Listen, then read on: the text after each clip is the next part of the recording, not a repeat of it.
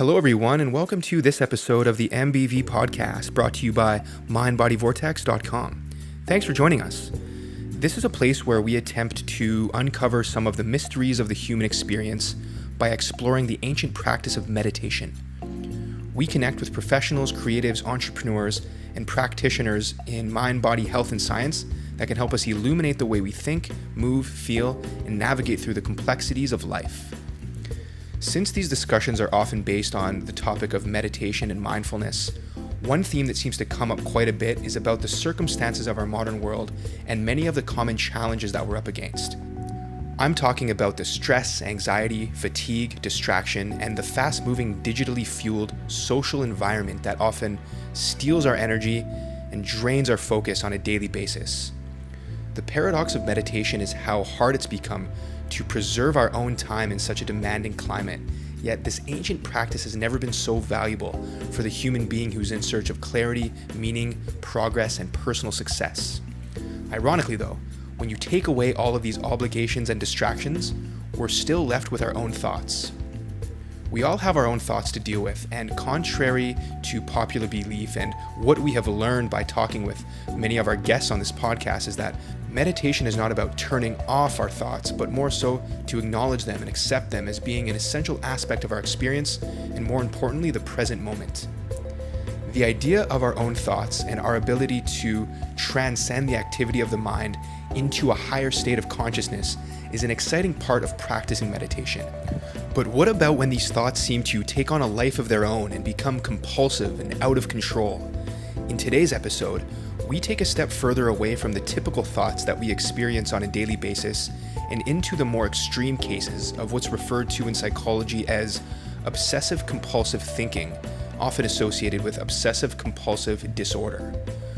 OCD is a mysterious anxiety disorder that has seen a lot of progress recently in terms of diagnosis and understanding, yet still remains a difficult condition to manage and treat. Once again, this is where meditation makes a fascinating appearance. Our guest today, Dr. Christian Rizea, is a clinical psychologist based out of San Francisco and the founder of Dr. Chris's Life Academy. I've been following Dr. Chris for a little while now and have always noticed the term mindfulness come up from time to time in his online teachings. So when I reached out to Chris to invite him on this podcast, he had mentioned that mindfulness training as a way to treat anxiety disorders, and more specifically OCD, was something that he has always been drawn into and intrigued by and been focusing on and working with quite a bit.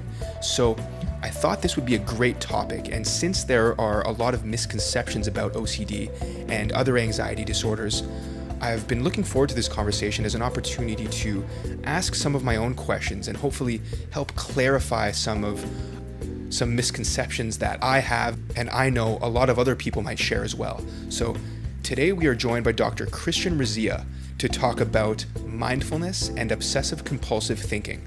Let's get into the discussion. Exactly. So, Dr. Chris, thanks so much for joining us. I really appreciate it. Yeah, thanks for having me, Jeremy.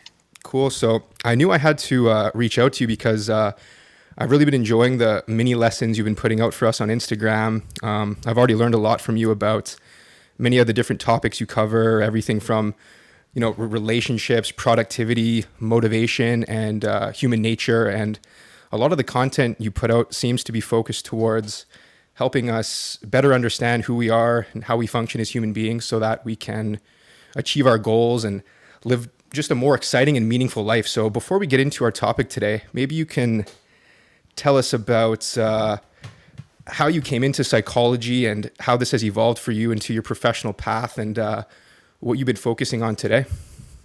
Well, thank you very much for those kind words, Jeremy. I really appreciate it, and that's kind of why I started what is called Dr. Chris Life Academy, just to help people out there achieve their best possible selves. And basically, my journey started off when I was a teenager growing up in Toronto, Canada.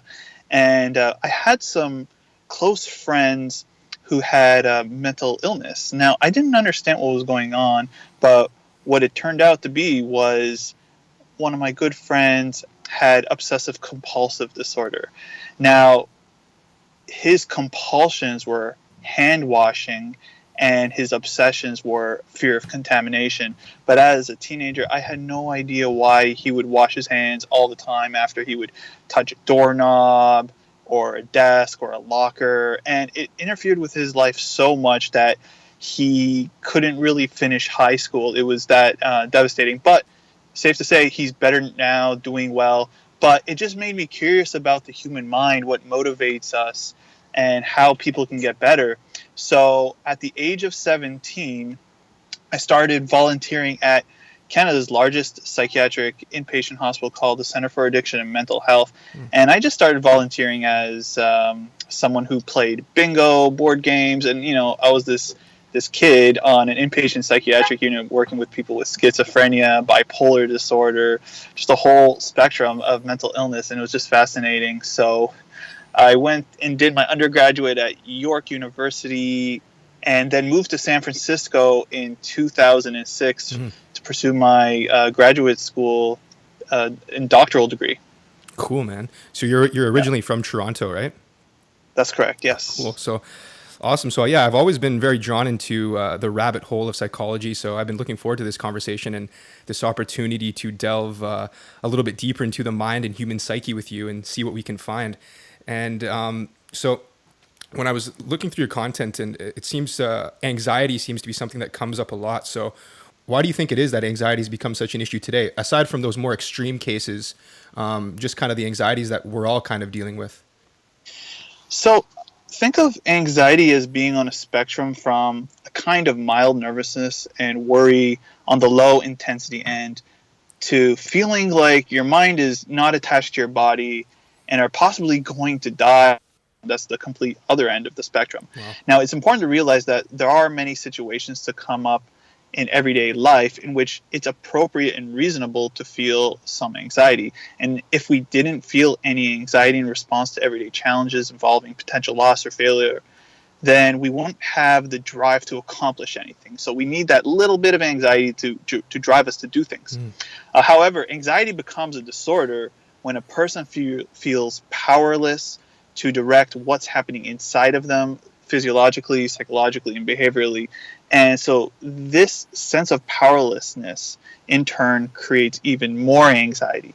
The anxiety is interfering with the normal functioning of a person's life. That makes a lot of sense. So in terms of OCD, you mentioned OCD as kind of what got you looking more at psychology and what's going on in the human mind. So is OCD, well, what is OCD? Is this considered an anxiety disorder? Well, it used to be classified as an anxiety disorder, but now it's classified in the DSM-5 as its own separate category. And so if you break it down, so OCD is a big research area for me and a focus where I'm taking a lot of my further endeavors for treatment and helping others. So if you break down the term OCD, the first word is obsessions. And so obsessions are persistent, unwanted thoughts, images, or urges that intrude in a person's thinking and cause excessive worry and anxiety.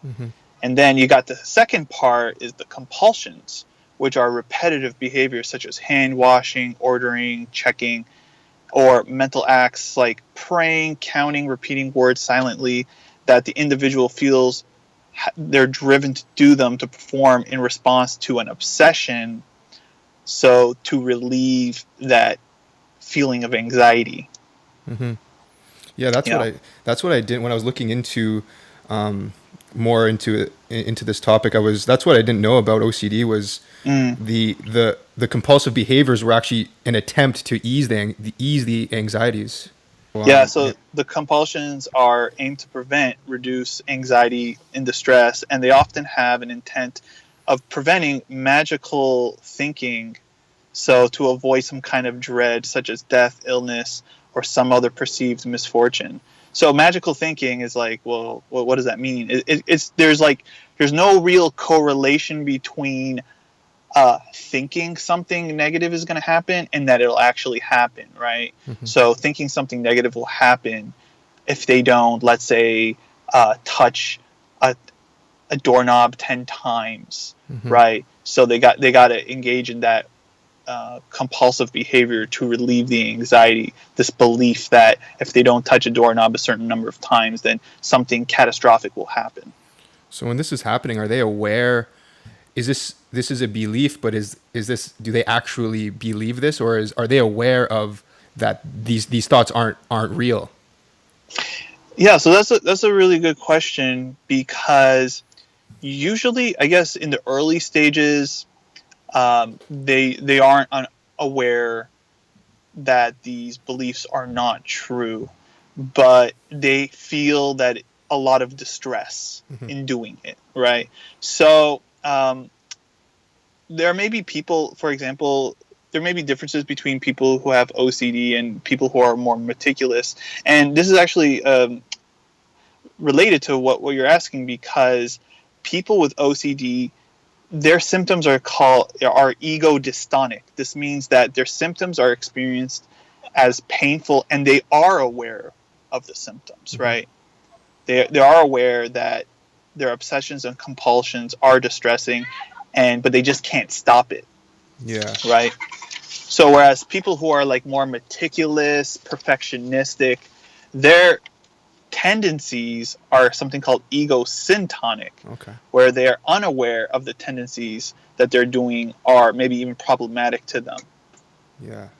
So not everyone that would suffer from OCD would necessarily fall into that category. Usually, people with OCD, their symptoms are ego-dystonic, meaning it's causing them distress, and they know that something is wrong.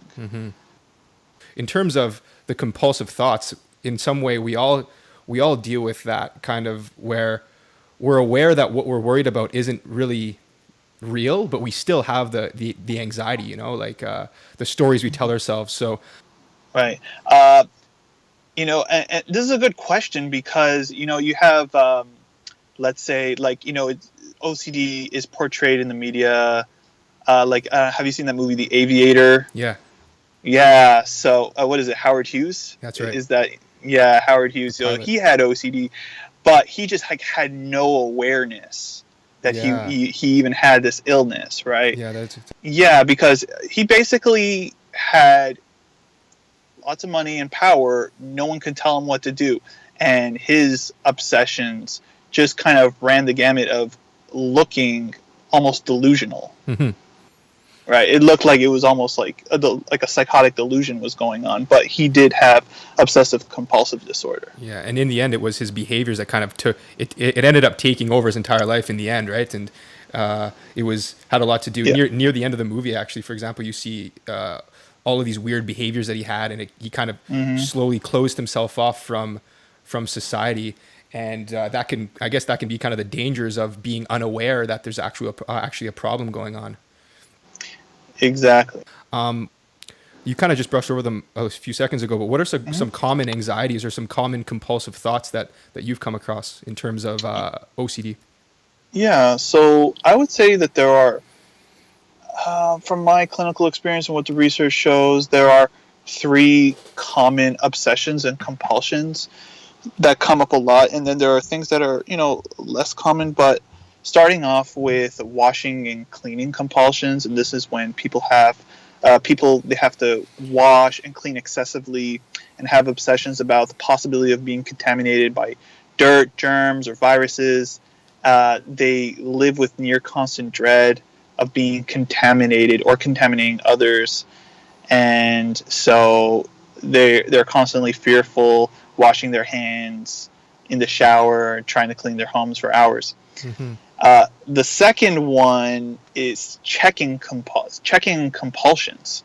And so those who engage in checking live with an excessive, irrational sense of being held responsible for possible dangers and catastrophes that may befall them if they don't do something perfect, if something is incomplete.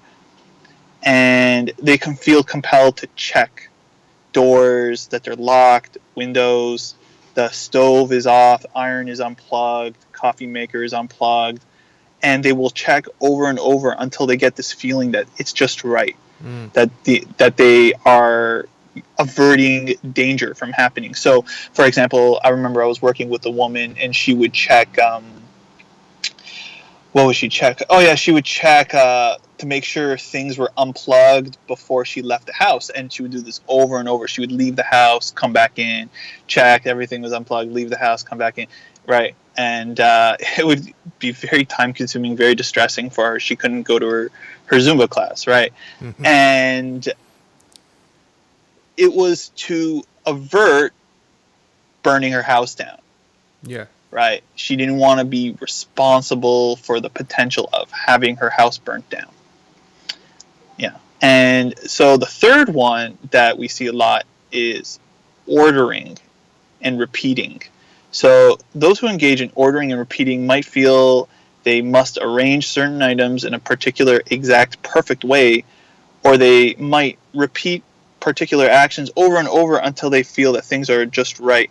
So they constantly demand that shoes are straight, their personal belongings are symmetrical, and they become extremely distressed if their things are moved, touched, rearranged.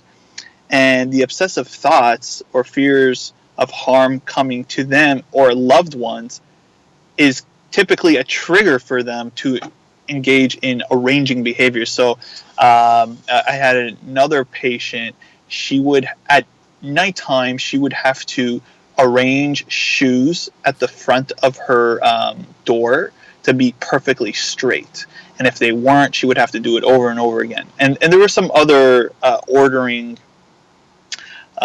compulsions she had, but she feared that if she did not order and arrange her shoes to be straight and symmetrical, someone would break into her house and kill her and her family. Wow. Yeah. So pretty distressing stuff, Yeah. you know. Yeah, so these are real things. So I mean, even though they sound a little bit out of the ordinary, but in terms of they're irrational. These are irrational thoughts, and the reason why they could be so hard to live with is the lack of control. So there's no way to control these behaviors, it seems like. Is that right? So it may appear that way, right? Mm-hmm. Because the person does feel out of control, right? But that's where treatment comes in, right? Mm-hmm. That's where we want to use kind of the best kinds of treatment, and those involve integrating something called exposure response prevention. Mm-hmm. And that's a form of cognitive behavioral therapy. And also, what I've been integrating is mindfulness as well into the treatment. Yeah. So a person can regain control over the behaviors and have the ability to choose how they respond to their obsessive thoughts. Mm-hmm. Yeah, so we'll definitely get into the mindfulness aspect of it, because I've been thinking a lot about that when last time we talked. You brought it up, and I got me curious because it makes sense. So before we get into dealing with these issues, what do we know about OCD in terms of what is happening in the brain? So like the neuroscience of what are triggering these things? Yeah. So what's going on? I mean, there are many different theories that are going on inside of the brain, but one of the more predominant things is that there are three parts of the brain that come into play, and a part of the frontal lobe called the orbital frontal cortex is responsible for detecting when you've done things correctly and when you think you've made a mistake.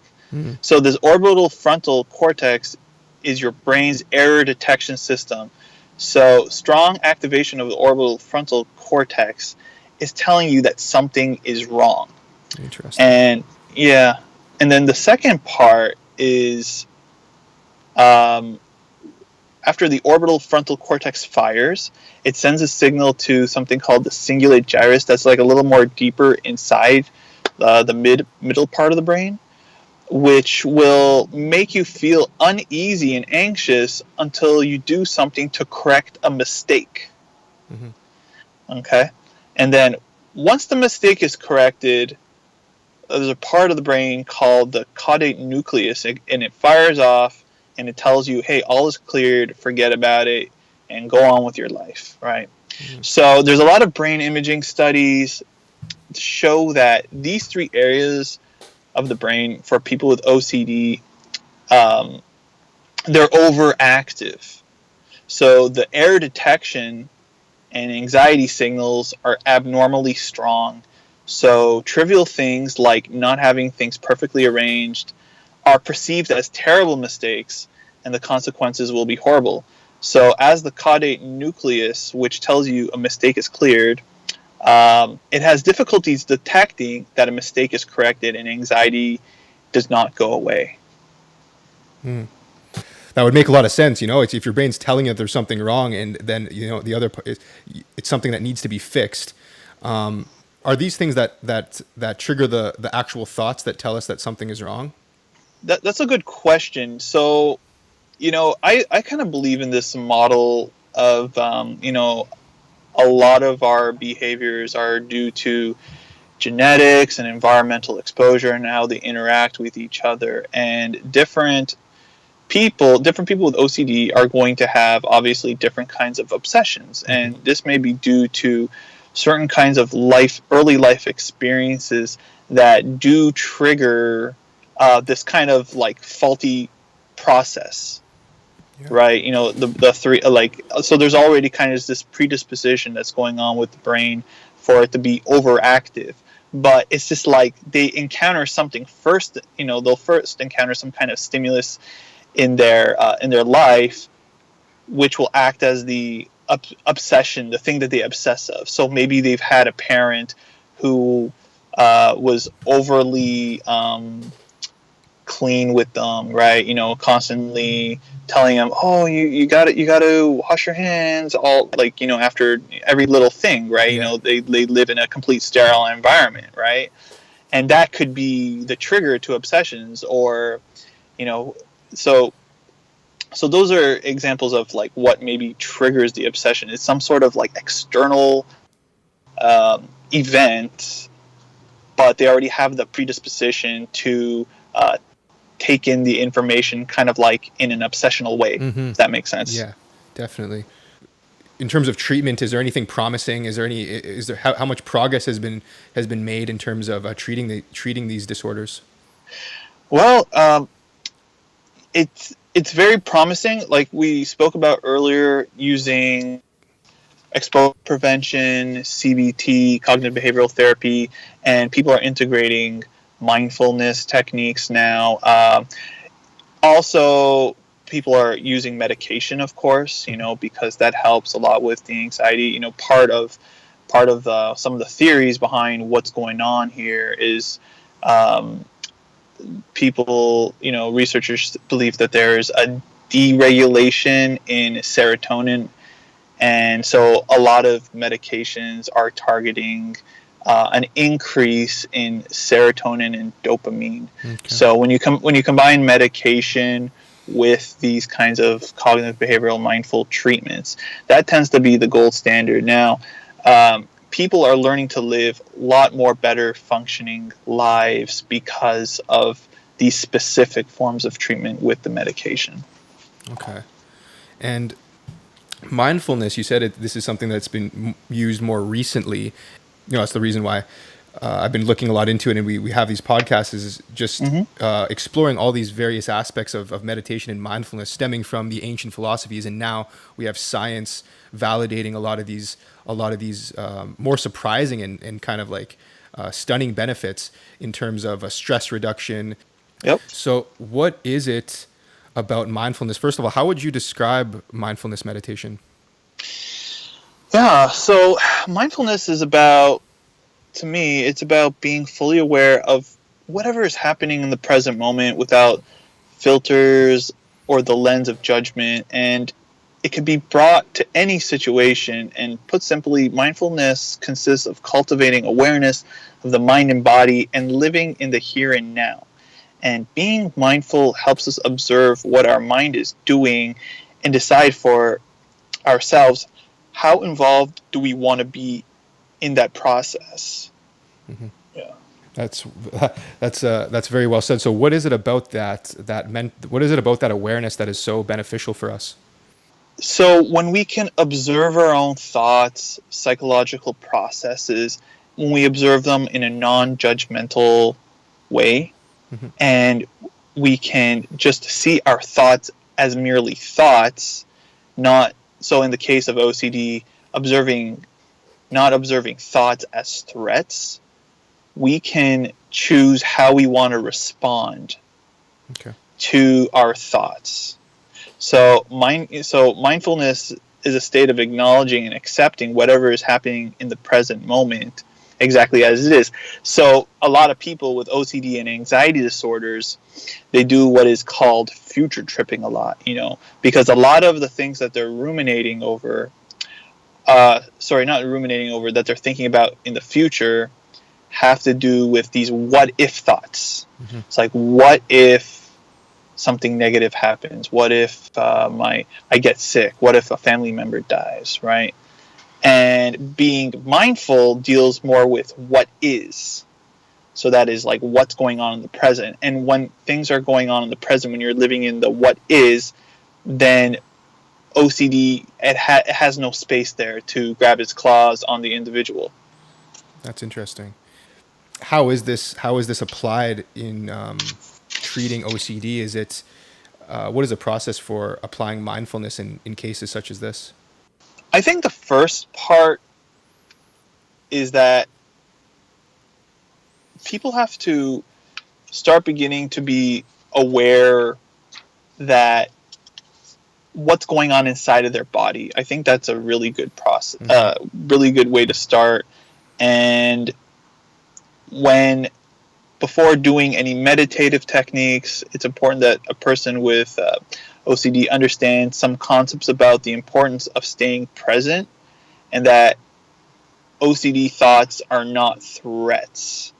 So when an intrusive obsession becomes activated, the person's mind is no longer in the present, but is catapulted in the future. And so when you want to help a person with OCD become aware of what's going on inside of them, you may want to do things like a good place to start would be, do you know of the like a body scan or progressive muscle relaxation? Yeah. Okay. So you would just help a person become aware of what's going on inside of them, and that their feelings and bodily sensations are not facts about who they are as individuals. So a person with OCD may interpret their feelings of shame as that they are a bad person, right? But doing something like a body scan, they can simply see their feelings as merely interpretations, sensations. Yeah. Okay. And so this will really slow down the process of reacting to emotions, reacting to the anxiety. Okay. So are you familiar with like thought diffusion techniques? No. Okay. Well, maybe there are other words for it, but a thought diffusion technique, called leaves on a stream, Okay. where you're just merely of your thoughts as they come and into your mind, and you're just seeing them for what they are, not placing judgment on them, just seeing them as words, images, memories, placing them on a leaf, kind of like using your imagination, watching it flow down the stream. Okay, so while a person's doing this, they may be experiencing anxiety as well, because a lot of the images that are coming are stressing. So in those situations, you would just observe the feelings that are coming up for you and reading through them, and also seeing them on a leaf and watching it flow down a stream as well. So it's that visualization that actually visualization is that's what I was thinking about when you were just talking about describing mindfulness, because it's not just sitting there with yourself, closing your eyes and just being present. It's the act of being aware of what's actually taking place, and assuming the position of being able to observe these thoughts. And so that technique that you just described is actually the visual process. So it requires a little bit of that intention and that imagination. Yeah, is your mind's in the present. You're able to see things for what they are. Okay. Right. So you're being more reality based, right? You're not going into this theory of how things may be. Those are the what if thoughts. Yeah. And these are the thoughts that we all have. Like, these aren't, now we're touching on kind of just like human psychology in general, not necessarily disorders or compulsive. These are, so what are, aside from, which is why mindfulness can be such a powerful technique and have an impact on so many different areas of our lives, is creating space between our thoughts. So when it comes to thoughts of the future, for example, what is it that keeps us pulled further away from the present moment in search of danger and things that occupy our mind? Yeah, that's a good question, because I do believe that our minds have evolved to scan our environment more so for danger than for things that are, to us, right? Because that ensured our survival. So this is why we hold on to memories that are more upsetting than memories that are positive. Okay. So people with anxiety disorder, they may be more prone to doing this. Yeah. Or doing it more compulsively, and which, when it comes to the disorder, it's the that's what's interesting about OCD, is that not only are these thoughts taking place, but they're leading to like actually taking action based on them. Because in our normal lives, we might be sitting, I might be sitting on my couch and I might be worried about something that has nothing to do with anything real, like the way this person looked at me, or this bill I have to pay in 3 months or something like that. But I can easily just, even if it's making me anxious and I'm actually experiencing, stress from a text I might have received 20 minutes ago, I'm not gonna, I could, the chances are I can move past it. I'm not going to be rearranging my entire kitchen. So in terms of mindfulness, how much of an impact does that have on separating or creating that space between the thought and the actual behavior? Oh yeah, that's a really good point, because see, you have the ability to, just kind of brush it off your shoulders, saying, hey, nothing to worry about now, and just like bring yourself back into the present. And so like mindfulness does create that gap, that ability for you to choose how you want to respond, as opposed to going into automatic pilot mode and just reacting to emotions. Mm-hmm. That's why mindfulness can help so many of us deal with those difficult emotions that we might deal with on a daily basis, the stress, the anxieties. But when it comes to those disorders, when somebody feels like they're out of control, and they know they're out of control, and they seem to have lost control of their behaviors, which might stem into some more extreme versions of OCD. Have you experienced any type of results with somebody with OCD practicing, like implementing mindfulness? Yeah, absolutely. So, like we said, the first part, we have to have like a lot of awareness of what's going on inside.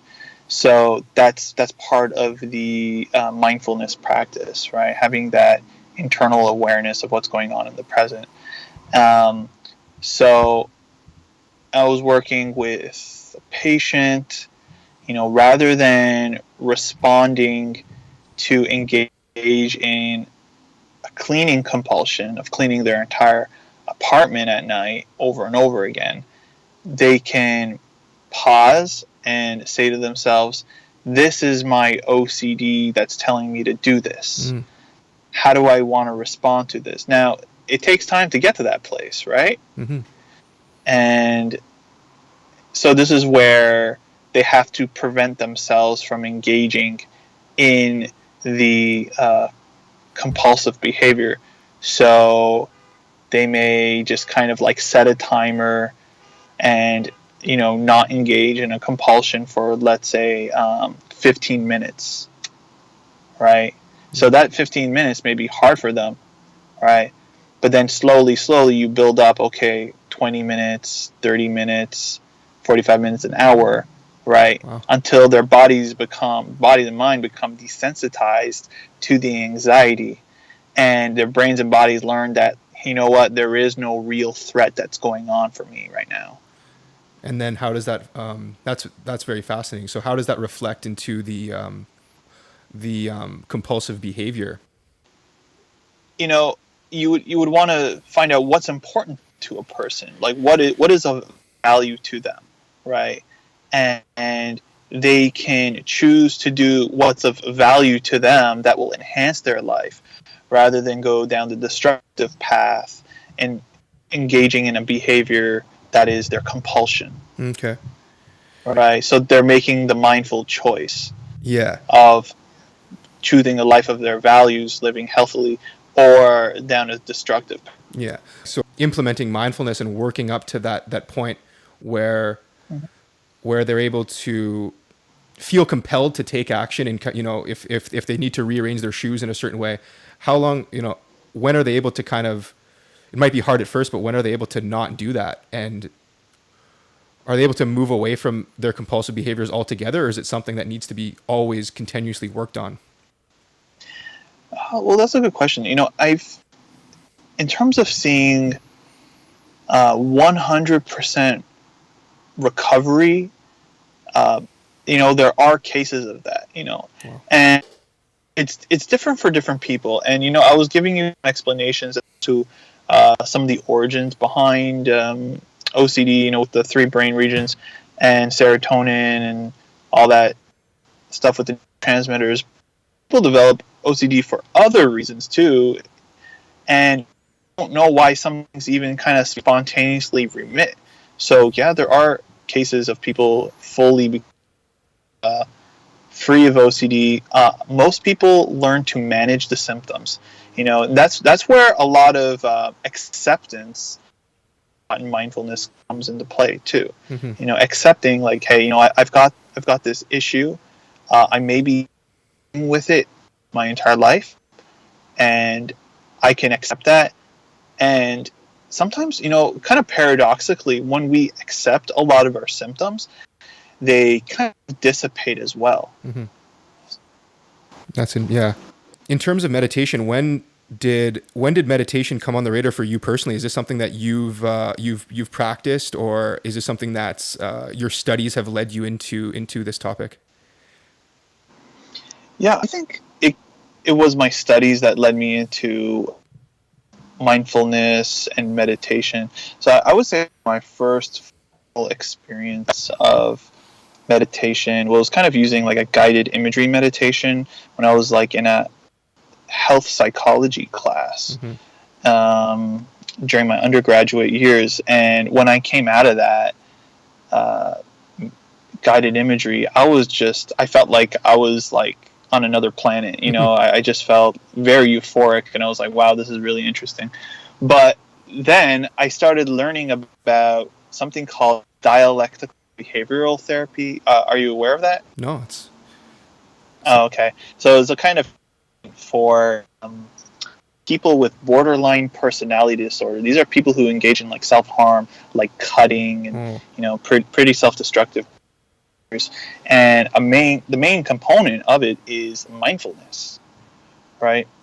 Because with borderline personality disorder becomes overwhelmed by their emotions, they may react in a very self-destructive way, whether it's drinking, drugs, fighting, those kinds of things, right? Mm-hmm. So it teaches people how to also be mindful of those emotions and impulses to do so, but to choose alternative behaviors as well. Mm-hmm. Those are some pretty kind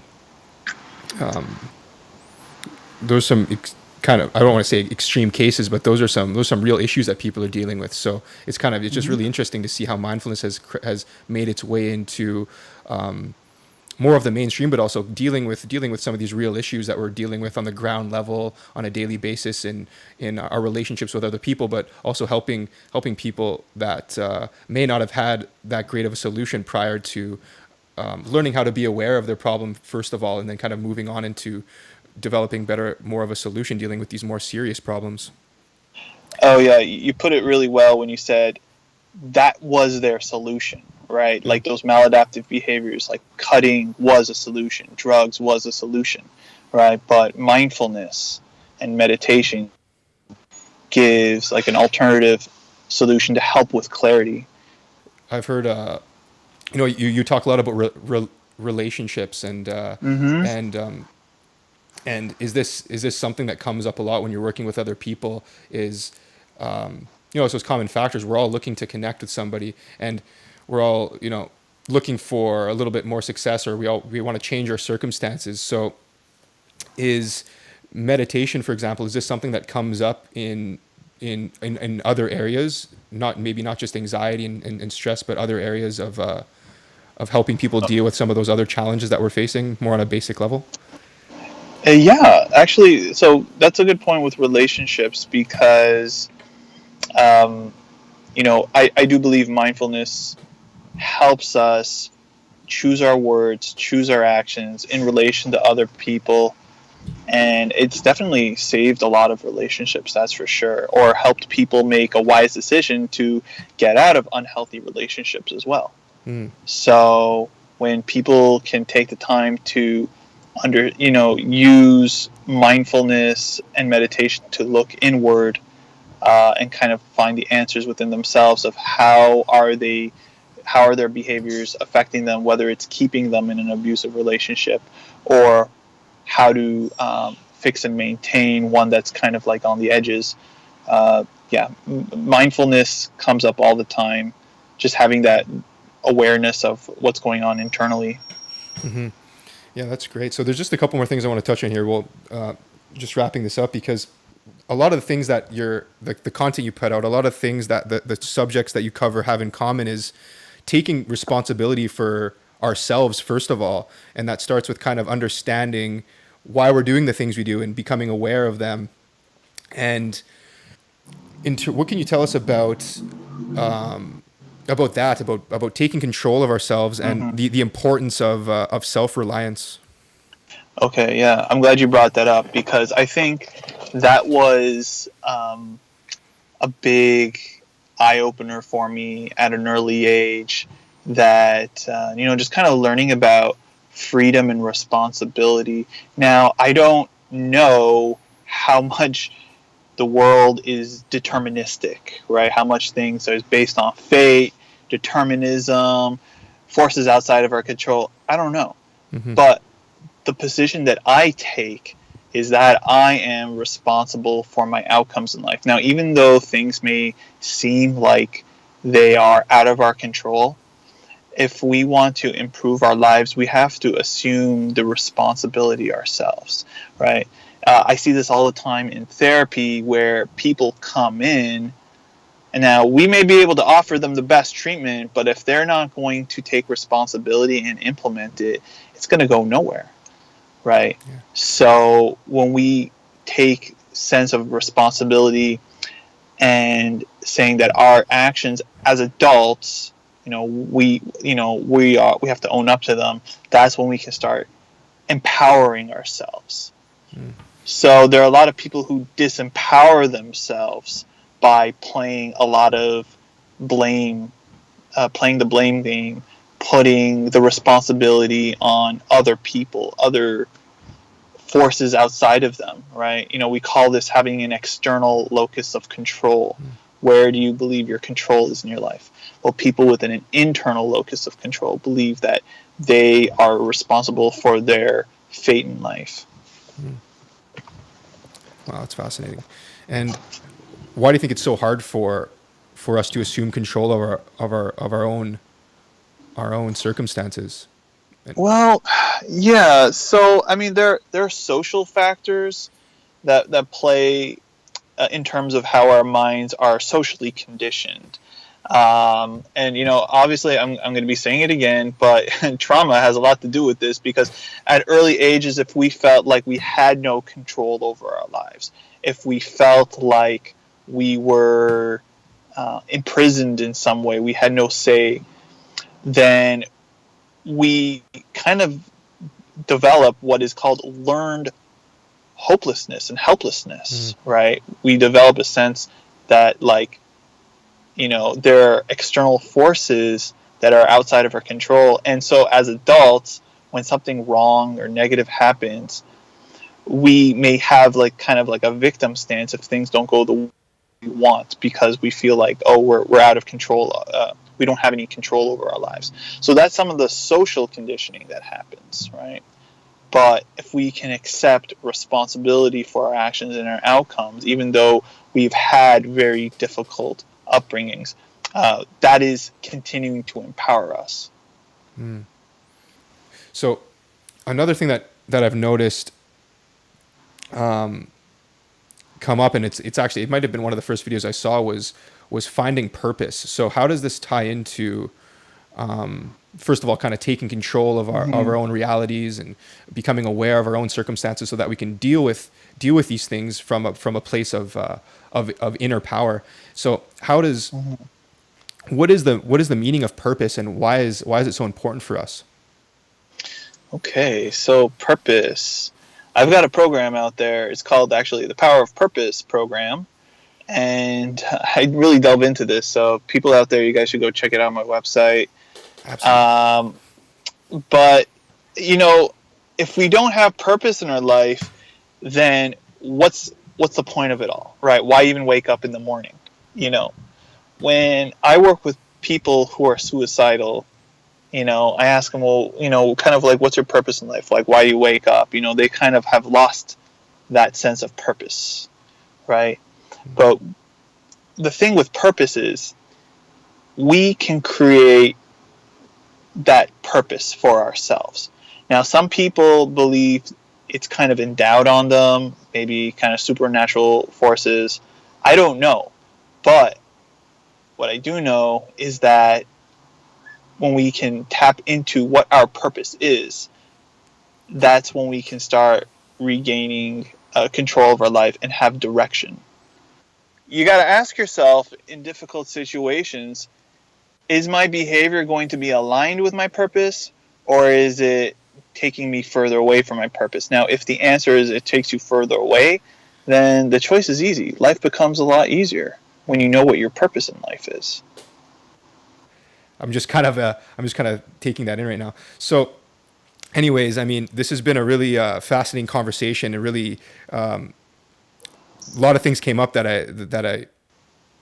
have kind of got me thinking now. So I really appreciate you spending time with us and being willing to kind of go deep into some of these more complex topics with us today.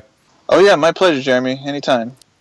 For those listening, we can find you on Instagram. I'll be sure to link that up in the post. And also, you were working on something in terms of mindfulness and OCD. Was this some content that you were putting together, or? Yeah, so I'm working with a guy named Ryan Dumont, and he actually has OCD himself, and he's come a long way. And so we are working on a video series on helping people use mindfulness and cognitive behavioral techniques to take control of their OCD and take back their lives. That's so awesome. I'm not sure when that's going to be released. Sometime in the future. Just keep yourselves updated on my Instagram. Exactly. Yeah, I definitely recommend following Chris on following Dr. Chris on Instagram. He's always putting out. I always catch myself going back to his feed just to kind of see what kind of bite-sized psychology I can get for the day. So thanks a lot for everything that you've been doing and everything that you've been putting out. Really appreciate it. And once again, I just really appreciate the time that you spent with us today and everything that you've shared with us today. So thanks a lot, Chris, and I wish you all the best moving forward. All right. Thank you, Jeremy. But one last thing I just want to say to your listeners, if you go to my website, www.drchris.com, drchrislifeacademy.com Yeah. and you want to enroll in the Power of Purpose program, at the checkout, if you type in Vortex, this is for your listeners, okay? Nice. If you type in Vortex in the discount code, you will get a discount. Nice. All right. So you guys are going to get a nice discount there for the Mind Body Vortex listeners. Okay. Excellent. Just want to put that out there. Be sure to link that up. Really appreciate that. That up a little surprise there from Dr. Chris at the end. So we'll put that in the post. And that was great, Chris. Thanks a lot. All right. You're welcome.